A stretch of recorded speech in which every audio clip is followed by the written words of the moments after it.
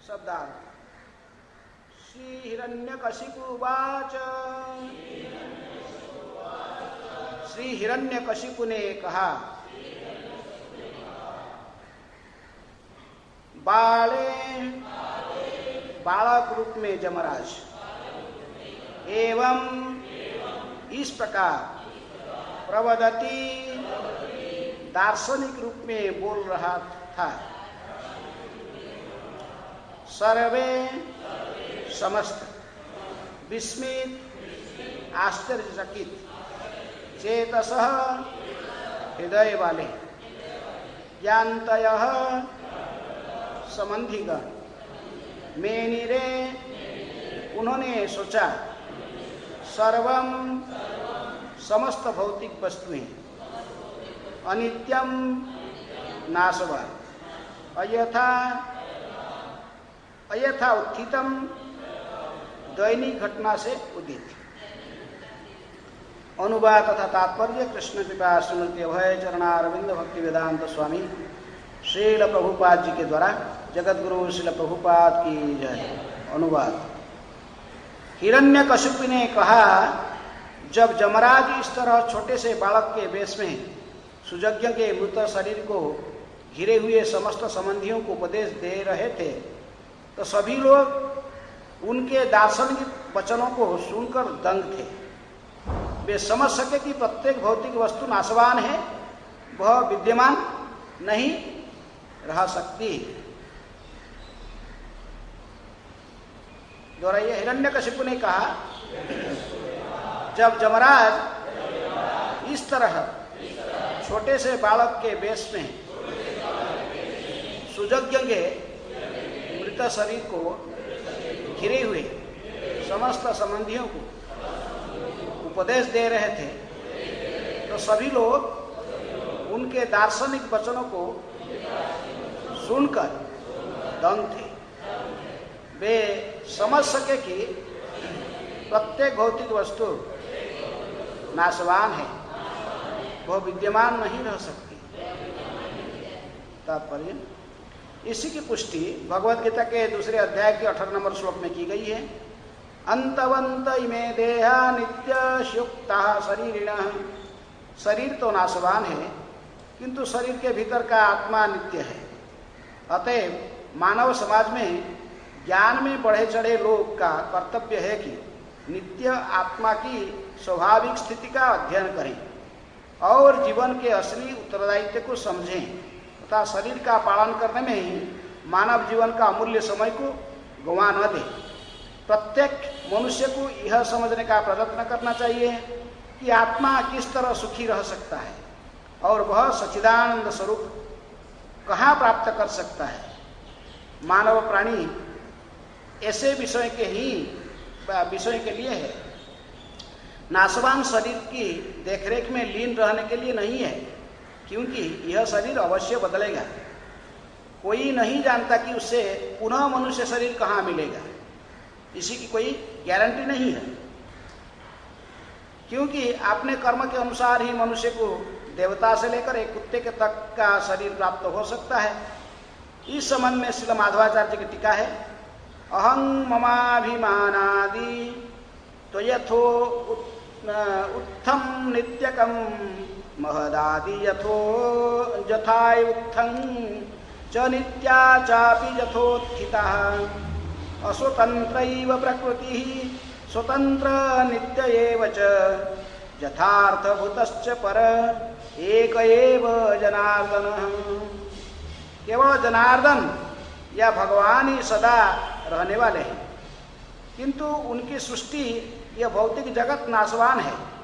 अतएव ऐसा प्रत्येक व्यक्ति जो भौतिक शक्ति द्वारा मोहित है और यह सोचने में लीन रहता है कि मैं यह शरीर हूँ और इस शरीर से संबंधित प्रत्येक वस्तु मेरी है, यह भ्रम मोह में रहता है, उसे अपने आप को जनार्दन का एक अंश ही सोचना चाहिए और इस जगत में विशेषतया इस मनुष्य जीवन में उसका एकमात्र प्रयास यही होना चाहिए कि वह भगवत धाम वापस जाकर जनार्दन की संगति प्राप्त करें।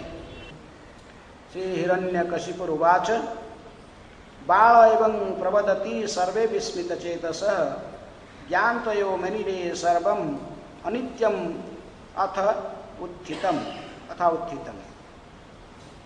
हिरण्यकशिपु ने कहा, जब जमराज इस तरह छोटे से बालक के वेश में सुयज्ञ के मृत शरीर को घिरे हुए समस्त संबंधियों को उपदेश दे रहे थे, तो सभी लोग उनके दार्शनिक वचनों को सुनकर दंग थे। वे समझ सके कि प्रत्येक भौतिक वस्तु नाशवान है, वह विद्यमान नहीं रह सकती।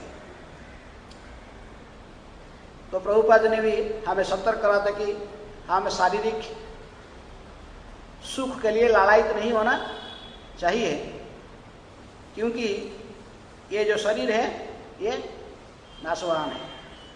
इस बात को हिरण्यकशिपु भी कह रहा है, लेकिन फिर भी वो तपस्या आगे जाएगा। फिर क्या बनने के लिए?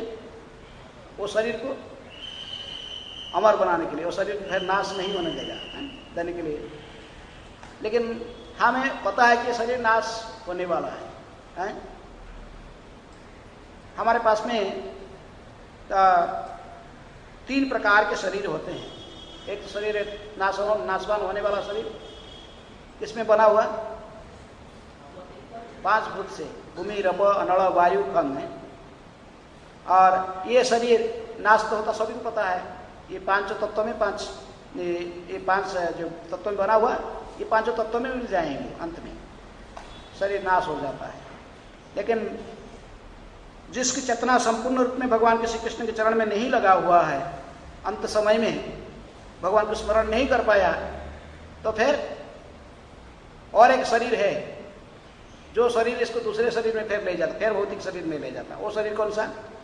सूक्ष्म शरीर। वो है मन, बुद्धि और अहंकार के साथ है।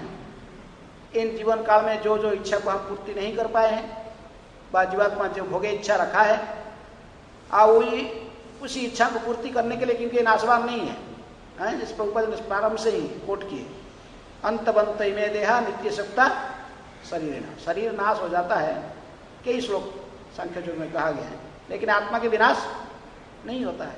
देहि नस्मिन तथा देहे कौमारं यौवनं जरा तथा देहांतर प्राप्ति धीरज तत्र न मुह्यति। ये कौमार, यौवन, जरा, ये गति किसका होता है? ये परिवर्तन शरीर का ही होता है, लेकिन आत्मा का ऐसा परिवर्तन नहीं होता है। जो धीर पुरुष इस रहस्य को जानते हैं, तो इसलिए इस शरीर की प्रति उनकी इतनी आसक्ति नहीं रहता है। लेकिन हम साधारणतः बद्ध अवस्था में शरीर के जिसको अपने आध्यात्मिक शरीर का कोई ज्ञान नहीं है, तो फिर वो भौतिक शरीर में ही आसक्त रहता है। तो इसी शरीर को ही वो कहता कि सब कुछ ये शरीर का ही देखभाल करना, बा इसी का पालन पोषण करना। प्रभुपाद कहते कि शरीर का, भौतिक शरीर का पालन पोषण में समय को व्यतीत नहीं करना चाहिए। किसको? बद्ध जी। लेकिन हम देखिए कि हमारे मन में जो भौतिक इच्छा है, तो फिर एक शरीर छोड़ के दूसरे शरीर में हमको जाना पड़ता है। जैसे जैसे इच्छाएं हमारे मन में है, आत्मा तो अविनाशी है, तो इसलिए उसी इच्छा को पूर्ति करने के लिए उसी इंद्रिय तृप्ति की भावना को लेकर फिर वो मन, बुद्धि, अहंकार, जो सूक्ष्म शरीर, इसको लेकर दूसरे शरीर में डाल देते हैं, दूसरे शरीर में लेकर, और दूसरे माँ की गर्भ में फिर इसको प्रवेश करा देते हैं।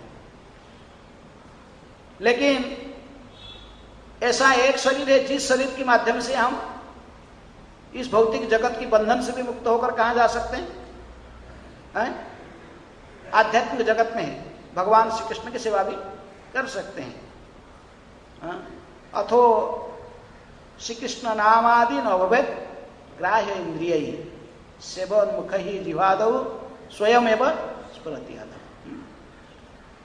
प्रकृति में हमें इंद्रियों की, जो भौतिक इंद्रियों के माध्यम से अथवा श्री कृष्ण नामादि नवभेद ग्राह्य इंद्रिय, भगवान की सेवा ठीक ठीक से, क्योंकि भगवान ही आध्यात्मिक है, हम भी आध्यात्मिक, हमारा भी जो आध्यात्मिक शरीर माध्यम से ही भगवान की सेवा की जाती है।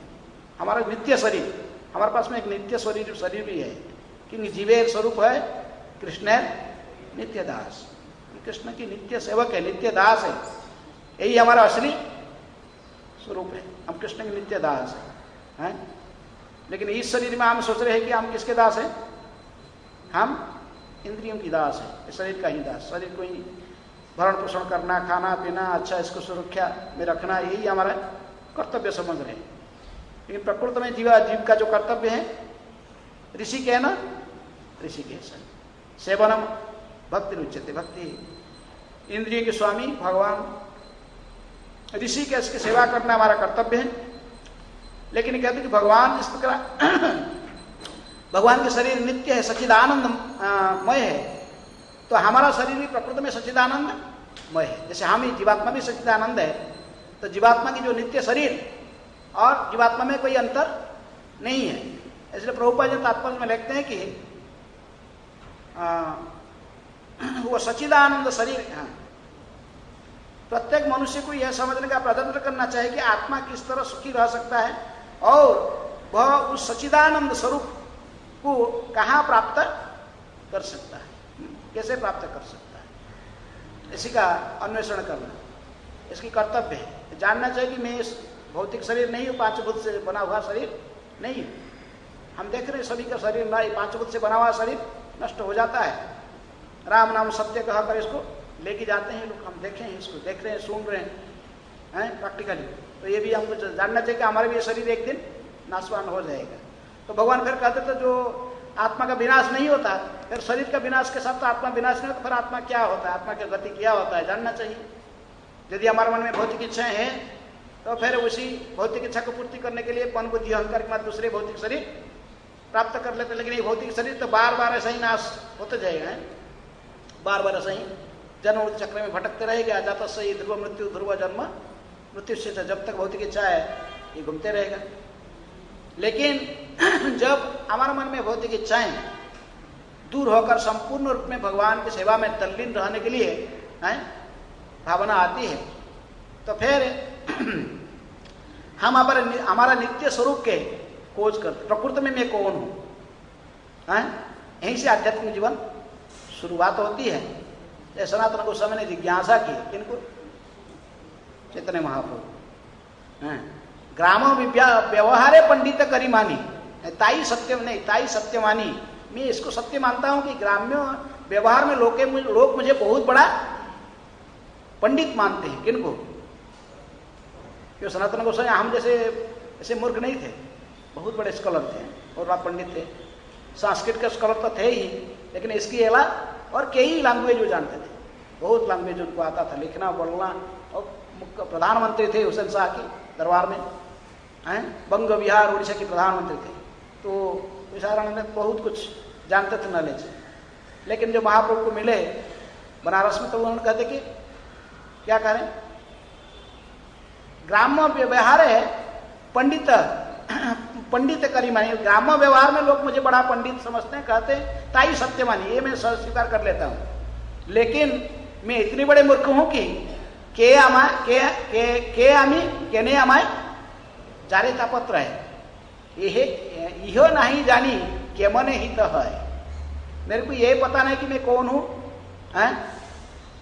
और किसी लिए मुझे त्रिताप क्लेश भोग रहा है, मुझे भोगना पड़ता है, आध्यात्मिक आदि दैविक और आदि भौतिक।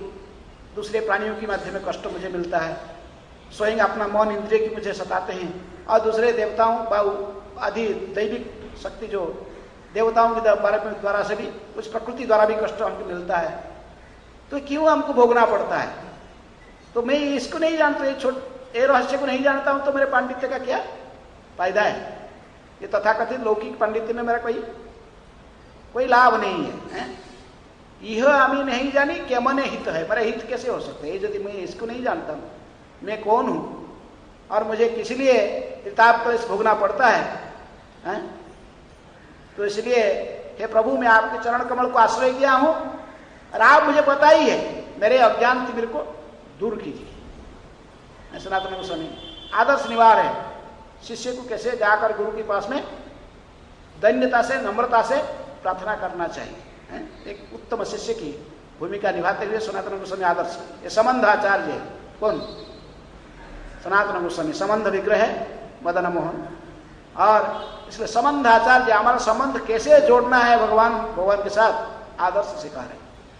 कि सद्गुरु के चरण में जाकर तत्विधि प्रणिपातेन परिप्रश्नेन सेवया उपदेक्षन्ति ते ज्ञानम ज्ञानेन तत्वदर्शिन। जो तत्वदर्शी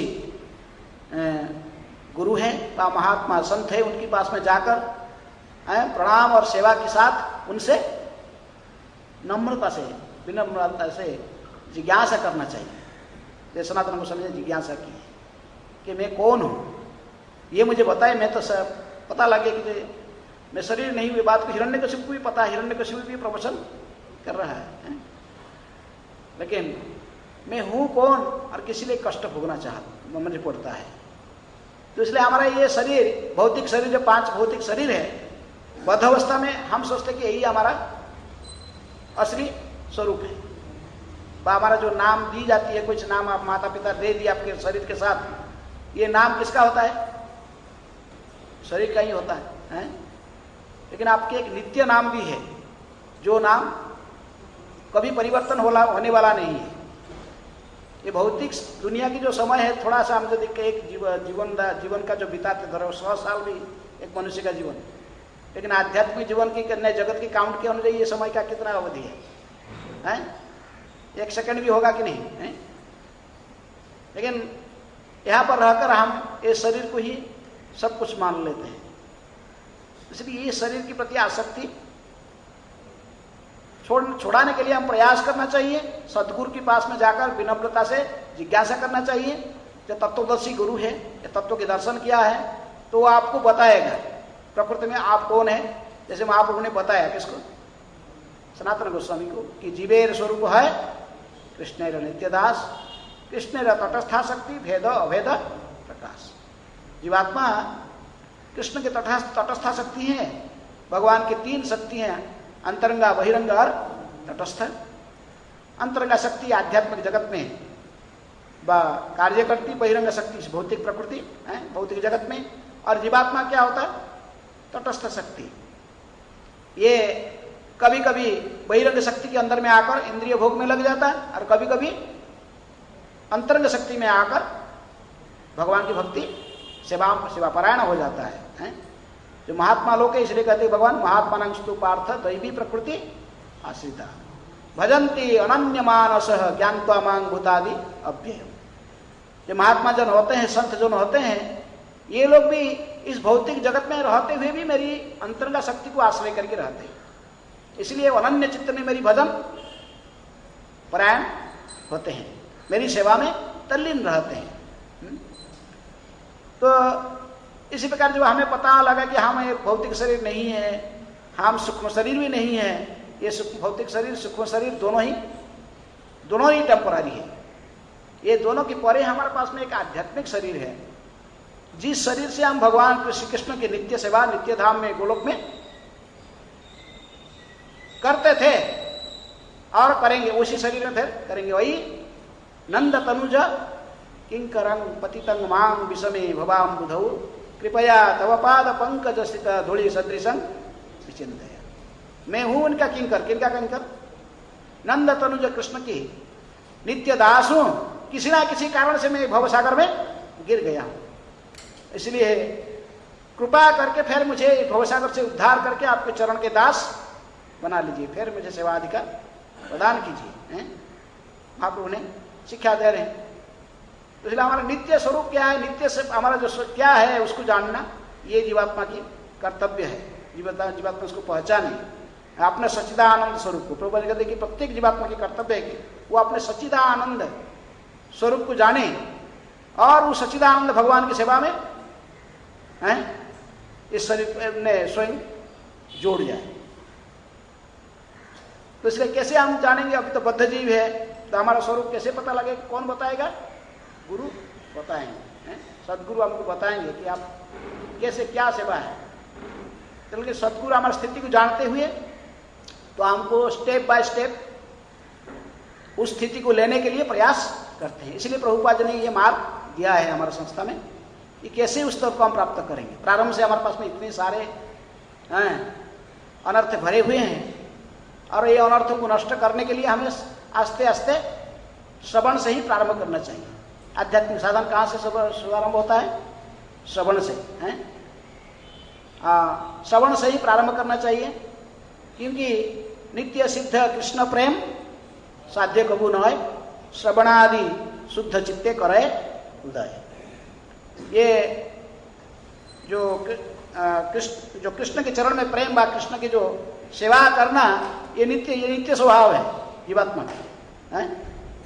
लेकिन जो शुद्ध भाव से हम इसको श्रवण कीर्तन करेंगे, भगवान के बारे में बद्धावस्था में गिरे हुए हैं, लेकिन भगवान के बारे में नित्य श्रवण करने से श्रवण आदि शुद्ध चित्ते हैं करे उदय। फिर आस्ते आस्ते आस्ते आस्ते भगवान के प्रति जो सेवा करने की भावना, हमारा जो आदि स्वरूप, जो मूल स्वरूप, जिस रूप में हम भगवान की सेवा में तल्लीन थे, वो हमारे सामने प्रकट होगा। आस्ते आस्ते हमको पता लगेगा हमारा असली कर्तव्य क्या है, कि कौन सा सेवा हम प्रत्येक जीवात्मा की एक स्वतःस्फूर्त आकर्षण है किसके प्रति, कृष्ण के प्रति व कृष्ण की सेवा के प्रति।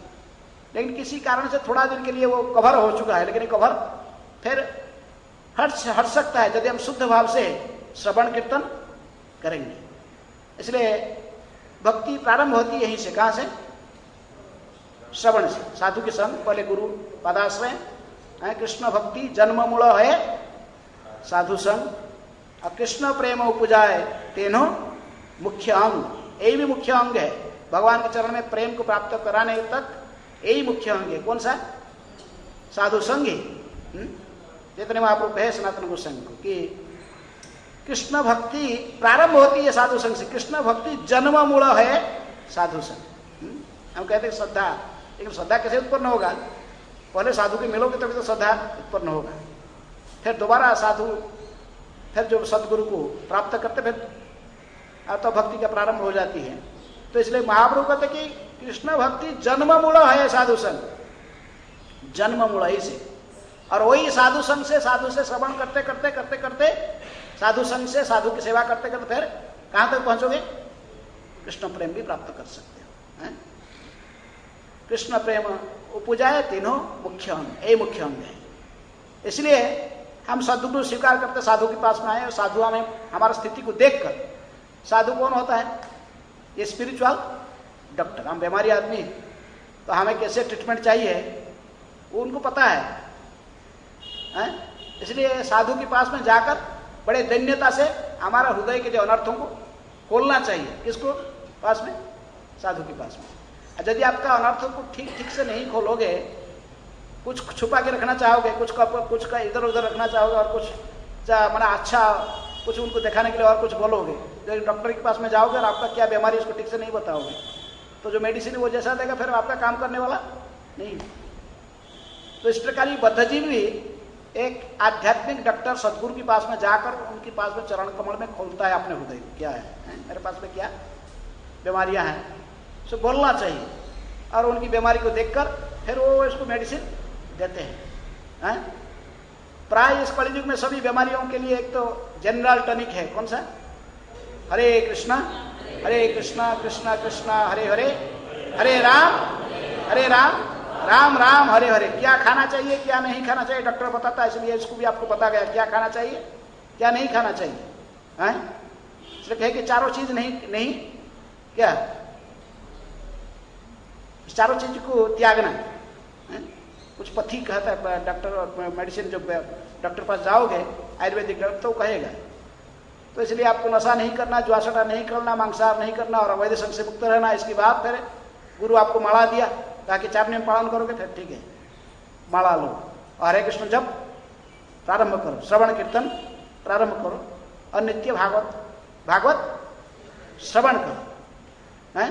इसलिए साधना के कई अंग बताए रूप गोस्वामी ने, लेकिन कहे कि मुख्य 5 है, 5 अंग को, ये 5 को फॉलो करो। कौन सा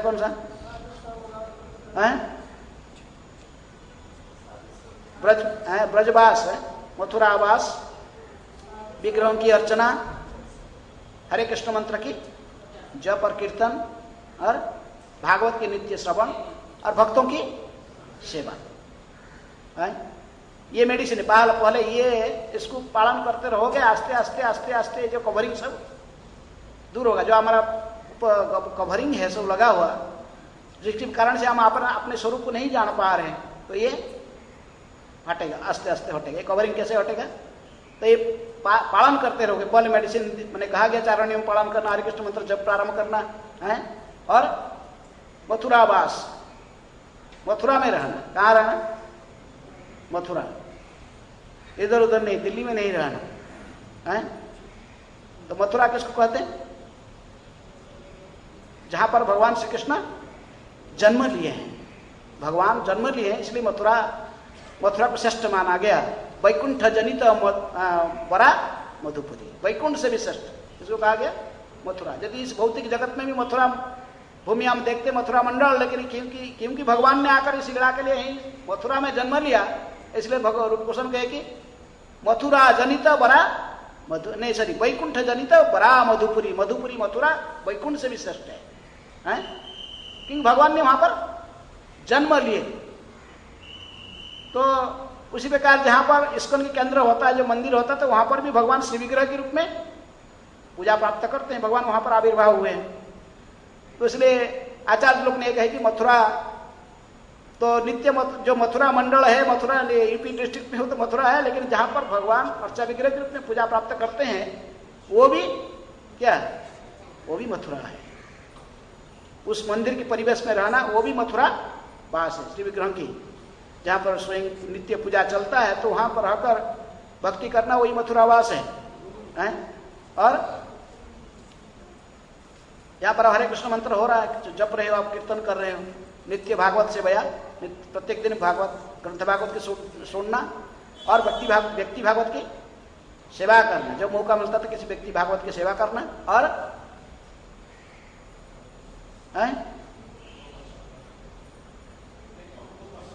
भक्त निसंग। तो कहा हरे कृष्ण मंत्र के जप और कीर्तन कहा गया पहले। तो इसलिए पंच महासाधन को सामने रखकर ही हमको मेडिसिन दिए। कौन पड़ी मेडिसिन दिए? प्रभुपाद जी ने परफेक्ट मेडिसिन दिए। रूप गोस्वामी के जो अनुजाई है श्रील प्रभुपाद, तो उन्होंने हमें इसी देखिए रूप गोस्वामी ने जैसे कहा है परंपरा से जो विधि है, तो हमको मथुरा के पास भी दिए, मथुरा में रहने का सुजोग, और हरे कृष्ण मंत्र का जप कीर्तन, नित्य भागवत को श्रवण करना और विग्रह का अर्चना और भक्त सेवा, भक्त संग, भक्त सेवा, ये सब प्रदान किया गया। यदि आप केवल प्रभुपाद की नीतियों को, विधियों को ठीक ठीक से पालन करते जाओगे तो फिर आप आस्ते आस्ते मेडिसिन खाते रहोगे, तो समय आने पर आपकी बीमारी आस्ते आस्ते आस्ते आस्ते ठीक होने लगेगा। इसलिए रूप गोस्वामी कहते कि उपदेशामृत के जो 8 नंबर श्लोक में सभी जितनी भी उपदेश है संसार में, जितनी भी कोई साधु से हम उपदेश ले सकते हैं, व कहीं भी शास्त्र साधु गुरु, ये समस्त उपदेशों की सार उन्होंने कहते कि तन्नाम रूप चरितादि सुकीर्तनानु स्मृत्य क्रमेण रसना मनसी नियोज्य तिष्ठन् व्रजे तदनुरागी जनानुगामी कालम नयेत अखिलम इति उपदेश सारम। रूपानुग वैष्णव है हम लोग, तो रूप गोस्वामी कहते हैं कि सारे उपदेशों की, सभी उपदेशों के सार इतना ही है। क्या? सारे शास्त्र पढ़ के जो निचोड़ है, इसमें जो सारा जो उपदेश है यही है। क्या श्लोक कहां से प्रारंभ है? कौन? तन्नाम रूप चरित, भगवान के नाम गान करना, हरे कृष्ण मंत्र का जप करना, नित्य कीर्तन करना और रूप चरित, तब भगवान के रूप विग्रहों की अर्चना और उनके चरित्र को सुनना, भागवत की कथा श्रवण, नित्य श्रवण करना। तन नाम और रूप चरित सुकीर्तना, उसी कीर्तन करना, भगवान के नाम रूप गुण लीलाओं की कीर्तन। और स्मृत्य क्रमेण रसना मनसी नियोज्य, ये क्रमेण ये कान में प्रवेश करेगा। जो सुनोगे, जो कीर्तन करोगे कहाँ जाएगा? सुनेगा, आप सुन रहे हो, मैं कीर्तन कर रहा हूँ, आप लोग श्रवण कर रहे हैं ना, श्रवण कीर्तन, श्रवण कीर्तन चल रहा है, तो कान में प्रवेश करेगा। कान में प्रवेश करके कहाँ जाएगा? श्रुत्य क्रमेण रसना, रसना आप मैंने जीवा को उपयोग किया, जीव से बोला, फिर कान में प्रवेश किया, फिर यह हृदय में आएगा, फिर अभद्र को सब नाश करेगा। भागवत कथा ही तब अवतार धीर या काने यदि सुने बार बार, प्रभुपाद जी कहते हैं। प्रभुपाद ने अपने भजन लिखा जाकर अमेरिका में पहुंचकर कहते कि भागवत कथा यही तब अवतार, यही आपकी अवतार है, साहित्य अवतार। कृष्ण स्वधाम उपगते ज्ञान धर्म ज्ञानादि सह कलो नष्ट दुषामेश पुराण अर्क अधुना उदित, ये उदय हुआ। कौन सा? भगवान के स्थान को पूर्ण करने के लिए इस भागवत पुराण। इसलिए भागवत की जो कथा ये भगवान के अवतार है। भागवत कथा ये तब अवतार धीर हया सुने यदि काने बार बार यदि कान में धीर शांत होकर श्रवण करेगा तभी सुने बार हृदय अभद्र सब खुंची बेताहार, तभी से वो हृदय में जितनी अभद्र है ये सब दूर हो जाएगा। भागवत में भी कहा कि नष्ट प्रायसो भद्र सब दिल्ली कहते हैं। कई श्लोक भागवत में से बहुत श्लोक है जो कहते कि ये श्रवण करने से भगवत कथा को डेली भगवत वैष्णव की संगति में श्रवण करने से ये अभद्र सब नष्ट हो जाते हैं। सतान प्रसंगात मम वीर्य संविदो भवंती हृदकर्ण रसायन कथा तज्ज सुनाद आसु अपवर्ग वर्तमनी श्रद्धा रतिर भक्ति अनुक्रमिष्यति। कपिल देव भी कहते हैं, माता देवहूति, सत्संग में बैठकर जब भगवान की कथाओं को श्रवण करोगे आस्ते आस्ते ये अभद्र सब नष्ट हो जाएंगे। मम वीर्य संविदो भवंती हृदकर्ण रसायन कथा, ये रसायन है, ये महोषधि के समान कार्य करता है बद्ध जीव के अनर्थों को नष्ट करने के लिए। यदि सबसे पहले धीर है, यदि प्रकृति में श्रवण करेगा, अटेंटिव हियरिंग, बैठे हुए हैं लेकिन सब लोग सुन, लेकिन मन बैठता तो इधर, मन कहीं घूम सकता है, मन कहीं भी घूम सकता है, इधर उधर कहाँ भी जा सकता है, मन बहुत चंचल है। लेकिन धीर है या इसको सावधानी से श्रवण करना है।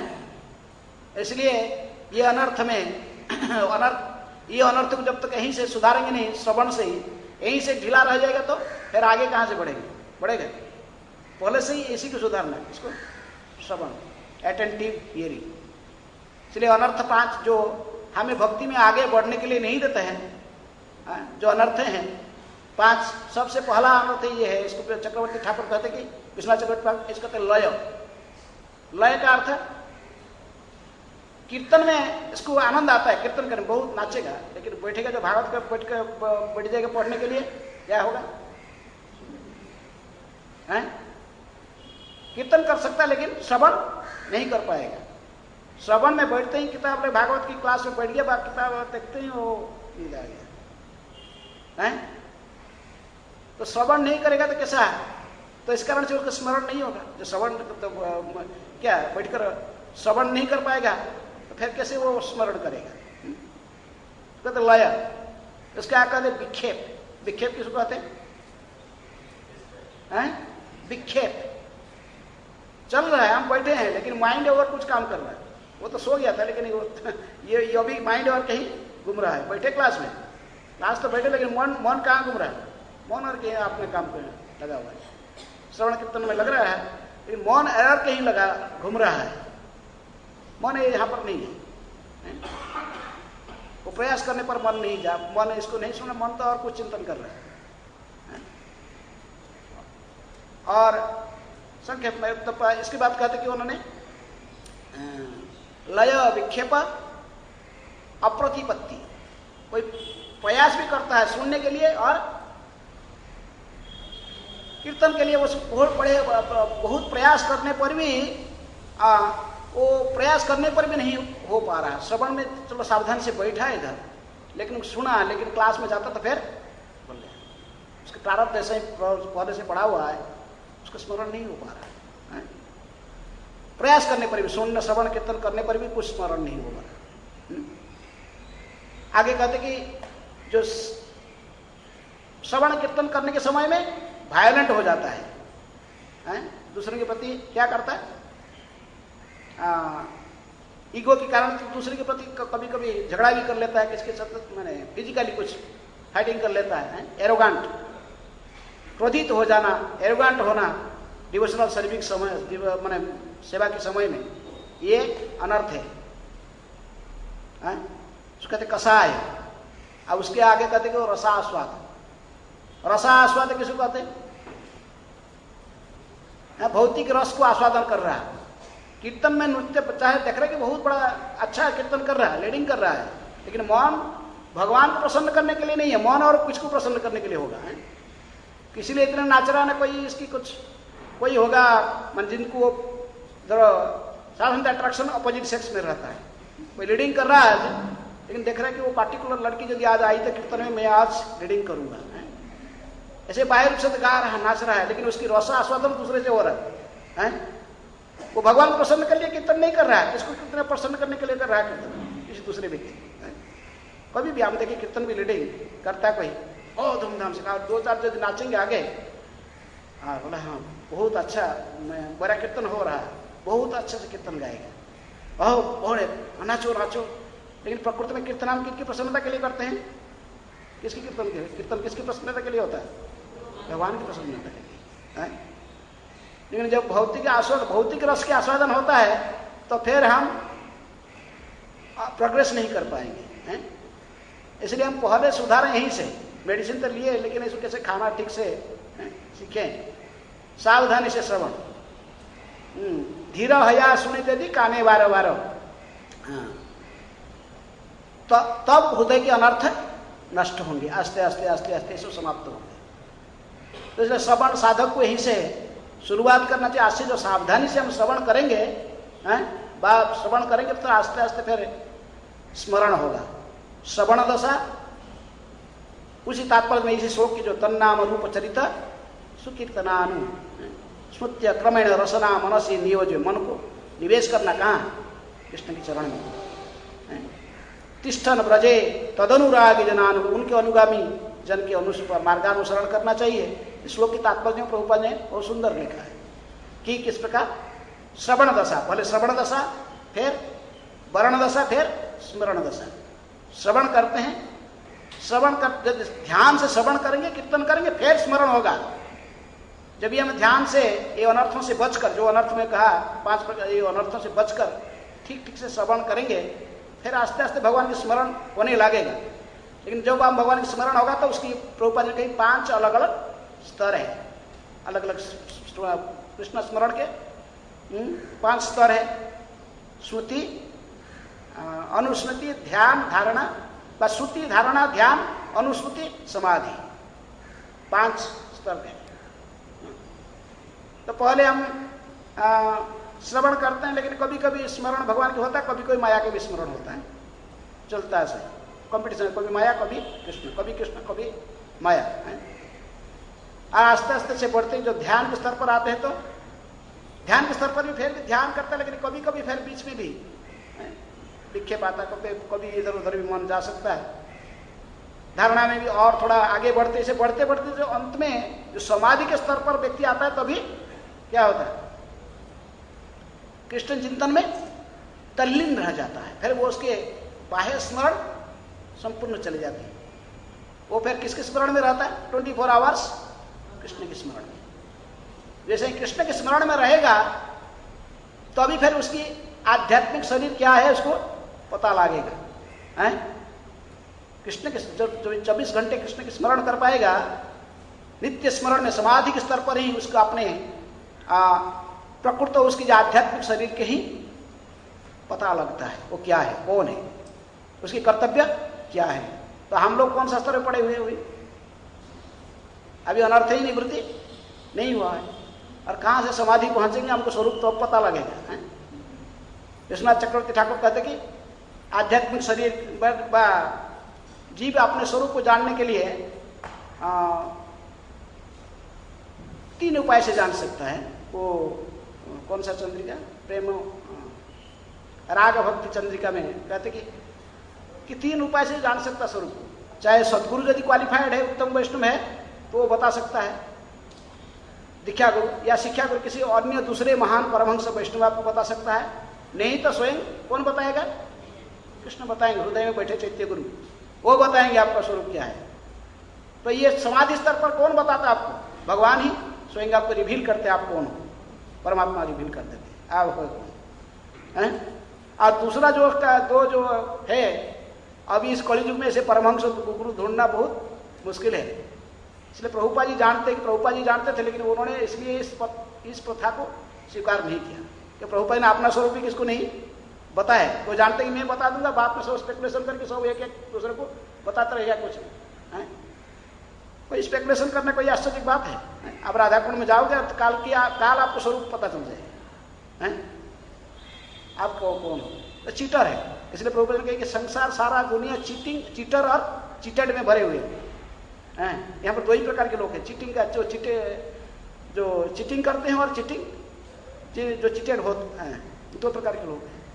इसलिए हमें सेफ है कि किसके ऊपर निर्भर करें? कृष्ण के ऊपर।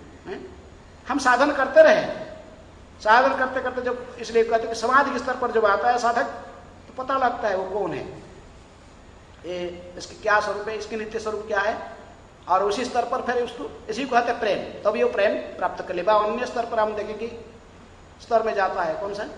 आदौ सुधा, साधु संग, भजन क्रिया, अनर्थ निवृत्ति, ऐसी निष्ठा, रुचि, आसक्ति, भाव के स्तर तक भी अनर्थ रहते हैं।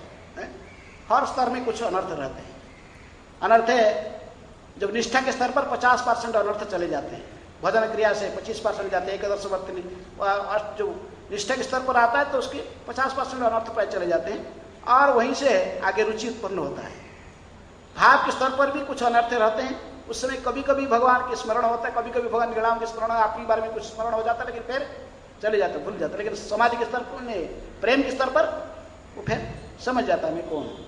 उसके नित्य स्वभाव जागृत हो जाता है। किसी एक विशेष रस में किसी भगवान की सेवा करने की प्रेरणा उसकी अंतःकरण से उत्पन्न हो जाता है। उस तरफ उसके शरीर में अष्टसात्विक के विकार प्रकट हो जाते, फिर नाचता, गाता, रोता है, स्वाभाविक प्रेम उत्पन्न हो जाता है। तो इसलिए हम सब भी बीमारी है, बद्धजीव है, और हमारे अभी अनर्थ ही सब निवृत्त नहीं हुए हैं। तो इसलिए हमें सावधानी से अभी श्रवण करें, यहीं से प्रारंभ करें। इसलिए भागवत में कहा कि प्रारंभ से ही कहा गया, धर्म सुनुष्ठिता पुंसा विश्वक्षेण कथा सुज न उत्पादय जदिरतिम श्रमय वही केवल। वृथा परिश्रम कर रहा है। यदि कोई सब कुछ कर रहा है, अपने ऐसे जो कुछ दिया गया अन्य सब कर्तव्य सब कुछ ठीक से पालन करने पर भी यदि वो भागवत कथा को श्रवण नहीं कर रहा, भागवत नित्य श्रवण नहीं कर रहा, हरि कथा श्रवण नहीं कर रहा, तो वो जो कुछ कर रहा है केवल क्या? वृथा परिश्रम कर रहा है। देखो प्रारंभ यहीं से भक्ति होता, श्रवण से और अटेंटिव हियरिंग। ये श्रवण से यहीं से यदि कमी रख देंगे फिर आगे प्रोग्रेस नहीं हो पाएगा। तो ध्यान से श्रवण करना चाहिए। यही से हम प्रारंभ करें, फिर आस्ते आस्ते आस्ते आस्ते हम प्रोग्रेस करेंगे और फिर भगवान की धाम को प्राप्त कर लेंगे। प्रभुपाद कहते कि इसलिए इंद्रिय तृप्ति में समय को मत बिताओ, पहले अपने वो सच्चिदानंद स्वरूप को पहचानो और सच्चिदानंद भगवान की सेवा में आप नियोजित हो जाओ। ठीक है? हरे कृष्ण। कोई प्रश्न है? तो 2-3 मिनट बचा है। हाँ, प्रश्न? क्वेश्चन किसके? टाइम से क्लास। हाँ,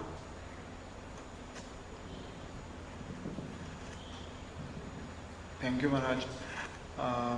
एक प्रश्न था, जैसे धृतराष्ट्र ने श्रवण के माध्यम से गीता, संजय के माध्यम से गीता जो है उसका सुना था, गीता सुना था, बट उसके मन में तो कोई भाव या उस तरह से उत्पन्न नहीं हुआ कृष्ण जी के लिए। वो तो फिर युद्ध उधर से प्रारंभ हो गया, फिर चलता रहा युद्ध एंड तक। मतलब श्रवण तो उसने भी किया था और डायरेक्ट। तो उसको सुनने का उद्देश्य क्या था? वो जानना चाहता था कि युद्ध भूमि में क्या हो रहा है इस समय। क्या उद्देश्य था धृतराष्ट्र का श्रवण करने का? गीता सुन रहा था, वो सुन रहा था कि मेरा लड़का का क्या हो रहा, दुर्योधन के पक्ष हमारा पक्ष जीत रहे कि नहीं, क्या हो रहा, उसी को जानना चाहता था वो। वो भगवान को जानने के लिए, समझने के लिए थोड़ी गीता सुन रहा था। कृष्ण को समझने के लिए गीता सुन रहा था नहीं। तो इसलिए इसी तरह श्रवण में कच्ची, श्रवण जैसे करोगे ऐसे ही फल मिलेगा ना। तो श्रवण कर रहा था अपने क्या हो रहा, मेरे बेटे कैसे है, ठीक है कि नहीं, उसको जानने के लिए। कृष्ण को समझने के लिए गीता थोड़ी यदि आप सुन रहे हैं तो आप जब वही श्रवण करोगे कृष्ण के लिए, कृष्ण को समझने के लिए, फिर उसकी फल मिलेगा। व्यक्ति क्या चाहता है भगवान भी देखते हैं ना, क्या चाहता है। तो इसलिए गीता श्रवण कर रहा था, लेकिन वो किस लिए श्रवण करता था? वही इनअटेंटिव होकर सुनते, वो केवल एक साइड सुनना चाहता था कि मेरे पुत्रों को क्या हो रहा है, उसी को जानना चाहता था। भगवान कौन है, भगवान के जो उपदेश दे रहे इसको थोड़ी सुन रही, उपदेश सुनने के लिए थोड़ी था। उसके समय का है। भगवान के उपदेश को सुनने के लिए उसको समय नहीं था। ऐसे लोग को तो गाली खाएंगे तभी उत्तर देंगे। तो आके गाली के इनको निकाला कौन? विदुर जी आके निकाले। विदुर जी आके डांटे बहुत डांटे इसको। कुत्ता कुत्ता बहुत कुछ कहे, कुत्ता की तरफ खाता है, तो समझ में नहीं आता। यही भीम तेरा 100 पुत्र को मारा एक एक करके, और वही भीम लाकर खाना देता तो उसी के हाथ से खाना खाता है। शर्म नहीं है तुझे? बहुत डांटे है। तो फिर वो रो के भागा है, फिर घर से निकला। इसमें ऐसे ही, इसलिए गीता जो सुनेगा ठीक से इसको फल मिलेगा ना। एक क्लास में सब बैठे हैं, सभी को एक जैसे फल नहीं मिलता है। कोई जो अटेंटिव होकर सुना तो उसको कुछ फायदा होता है। जैसे ही सुना, जैसे श्रवण किया है, तो उसी आधार पर उसको फल प्राप्त होगा है। और कोई प्रश्न?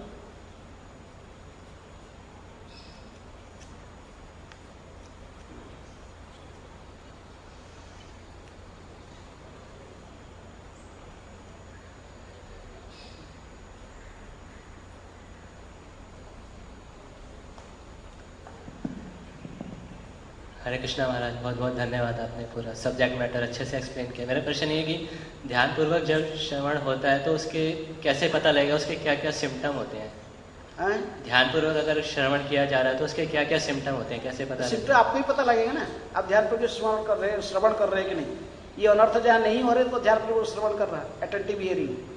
आपकी मन इधर उधर जा रहा है कि नहीं जा रहेगा श्रवण के समय में। जैसे ये अनर्थ जो कहा गया कि मन इधर उधर नहीं जाना चाहिए, केवल कथा ही श्रवण में लगा रहना चाहिए है? कहा गया तो लय का अर्थ सो जाना, नहीं सोना। श्रवण कर रहे तो सोएगा नहीं। यही तो लक्षण है। जो सुन रहा था उसको नींद कैसे आएगा? तो अटेंटिव बैठ के सुनेगा। और आप जानते कि अटेंटिव यदि बाहर उसे से बैठ के सुन रहे हो तो अपना आपकी मन कथा में है कि और कहीं घूम रहा है? श्रवण के समय में और कुछ नहीं, चिंतन नहीं करना चाहिए। सिर्फ अटेंटिवली वही भागवत को ही श्रवण करना। बाहरी कृष्ण मंत्र जप रहे हैं तो अटेंटिवली उसी को सुने। किसको? उसी मंत्र को सुनते रहे। तो माया तो अपना टेक्निक भी एक आविष्कार करते रहती है। अभी पहले 10 साल पहले मोबाइल नहीं थे, अब मोबाइल आ गए। जब करते रहेंगे लेकिन सामने मोबाइल रहेगा हैं, तो फिर क्या होगा? कहीं से फोन आ गया तो बस भागे तुरंत, जब माला वहीं रख, इमरजेंसी पे हुई हैं, बस कैसे होगा? अटेंटिव से जो सुनेगा तो अटेंटिव हियरिंग सुनना है तो मन इधर उधर नहीं जाना चाहिए। अटेंटिव, इसको नींद नहीं आना चाहिए। यदि श्रवण कर रहा तो इसको याद होना चाहिए। फिर आगे श्रवण कीर्तन करने के समय में क्रोधित होना चाहिए। किसी के प्रति क्रोधित नहीं होना चाहिए, एरोगेंट नहीं होना चाहिए। अंत में श्रवण कीर्तन कर फिर अन्य कुछ दूसरे भौतिक चीज़ों को आश्रम मैंने प्राप्त करने के लिए बाबू उसके चिंतन में फिर मती नहीं जाना चाहिए है। उसको देखना चाहिए। अपने आप पहचान सकते हो, आप जान सकते हो मेरा कैसे हो रहा है, श्रवण कीर्तन कैसे हो रहा है, आप सब स्वयं जान सकते। यहीं से यदि हम कमी रख देंगे शुरू से ही, श्रवण कीर्तन से ही कमी रह जाएगी तो आगे कहाँ बढ़ेगी हैं? पहले इसे हम ठीक से इसी को सुधारेंगे। अटेंटिव हियरिंग से सावधानी से श्रवण करेंगे, फिर आस्ते आस्ते भगवान के स्मरण स्तर पर आएंगे। स्मरण कभी कभी होता, कभी नहीं होता। फिर ऐसे ही करके हम जब समाधि स्तर पर आएंगे तो लगता बहुत आसान, लेकिन फिर भी थोड़ा कठिन है इसको। लेकिन जो सीरियस है तो प्रोग्रेस कर सकता जल्दी है। ठीक है, और कोई प्रश्न है?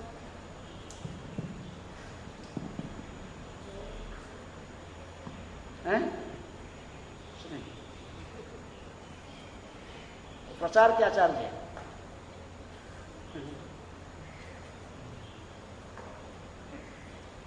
हरे कृष्ण। ग्रंथराज श्रीमद् भागवतम की जय। श्रील प्रभुपाद की जय।